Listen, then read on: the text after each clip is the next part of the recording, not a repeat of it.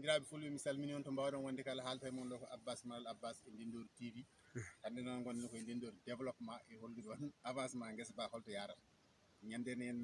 gaddi ɗo musidɗo meɗen Aboubacry Kanté ene wonde Alassane Kanté e Camara ɓe pilmiɗo henne ɓe nawi ɗum e nder aduna he kadi machallah yimɓe kadi mbaɗi hen commentaire kadi beltima hen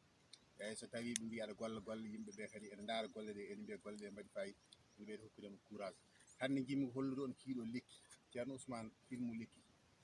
kiiɗo lekki ceerno Ousmane filmu lekki kiiɗo lekki wiyete ko liigi kañum jibinta coton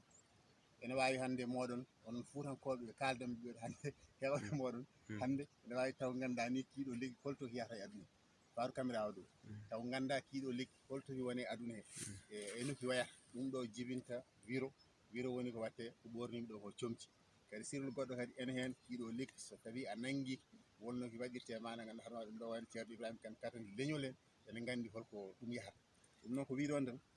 ala ko moƴƴata ɗo ɗum ɗo ko essaye wonno mana ganduɗa hoorema ƴewdo est ce que lekki ki eki wawi yadɗo walla ki wawa yadɗo joni noon ki yeehi alhamdulillah rabbil alamina Allah on jii coton ni kala jiɗɗo wadde guesa coton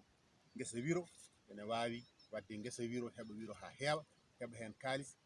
kadi daña baraji yimɓeɓe mana ganduɗa hoorema nani comci ɓorni kadi so ɗum ɓenni kadi lekki kadi ene jogui nafoore ɗum noon bandiraɓe kiiɗo lekki wiyete ko liigi kanko jibini koɗo wiro koye Ndendori weyndu Hammadi e projet Abbas Malal Abbas ko toon lekki timmana ganduɗa hoore maɗa tigui fuɗi ɗum noon bandiraɓe mi salmini on mi juurima on mi yetti on mi jarima to mbawɗon wonde kadi e nder rendo he